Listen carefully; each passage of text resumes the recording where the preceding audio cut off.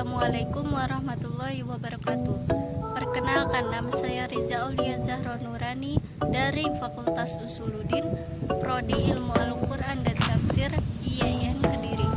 Asal saya dari Cilengsi, Bogor, Jawa Barat. Di sini saya akan menceritakan sedikit tentang apa saja keunikan-keunikan yang ada di daerah Cilengsi ini. Simak penjelasannya. Sepenglihatan saya dari segi agama, Cilengsi ini 60% masyarakatnya pendatang dari berbagai daerah, bahkan negara lain. Akan tetapi, dalam bersosialisasi antar agama selalu aman dan tentram, tidak ada diskriminasi. Sejauh ini, agama Islam masih menjadi agama mayoritas di Cilengsi ini. Dan uniknya, banyak organisasi Islam seperti NU, Muhammadiyah, Salafi itu sendiri yang memberikan warna-warni di lingkungan masyarakat. Pasalnya, masyarakat dengan agama yang sama namun gaya hidup, bahasa, dan paradigma yang berbeda-beda. Biasanya, hal itu sesuai dengan organisasi yang dicenderunginya.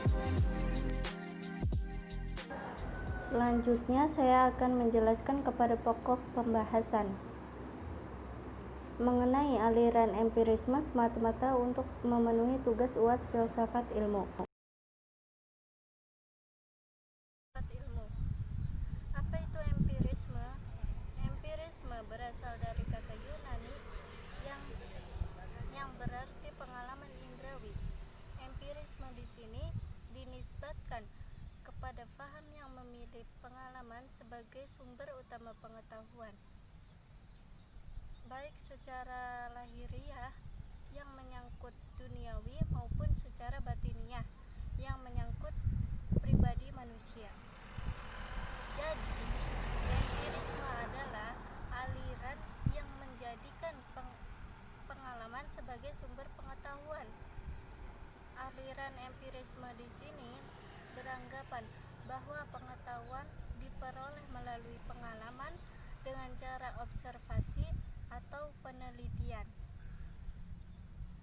Dan aliran ini menolak anggapan bahwa manusia telah membawa fitrah dalam dirinya ketika dilahirkan.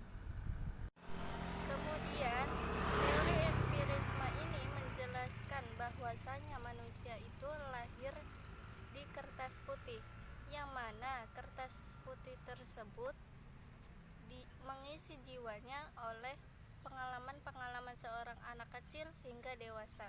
Seorang yang beraliran empirisme biasanya berpendirian bahwa pengetahuan yang didapat melalui penampungan secara pasif menerima hasil-hasil penginderaan. Perjalanan empirisme ini dimulai dari Plato hingga John Locke.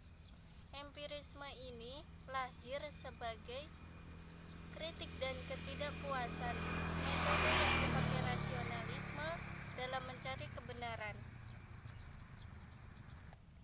Salah satu kritikannya adalah tidak sepenuhnya benar apa yang berasal dari akal, bahkan akal mungkin bisa menipu dalam pembuktiannya.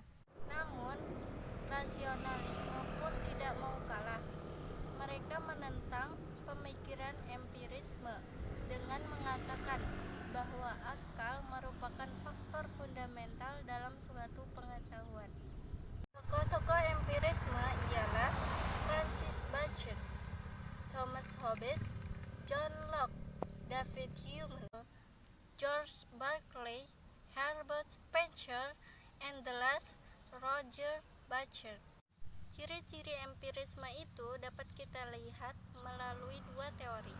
Yang pertama, teori makna, yaitu teori yang menyatakan mengenai suatu asal pengetahuan seperti asal-usul ide atau konsep. Yang kedua, teori pengetahuan, yaitu teori yang menyatakan seluruh kebenaran itu berasal dari kebenaran yang diperoleh melalui observasi. Istilah lainnya disebut a priori. Selanjutnya, jenis-jenis empirisme itu terbagi menjadi 3. Yang pertama, empiriokritisme, yaitu sebuah aliran filsafat yang bersifat subjektif. Yang kedua, empirisme logis yang bersifat analisis. Jadi, analisis logis modern dapat diterapkan pada pemecahan-pemecahan problem filosofis dan ilmiah.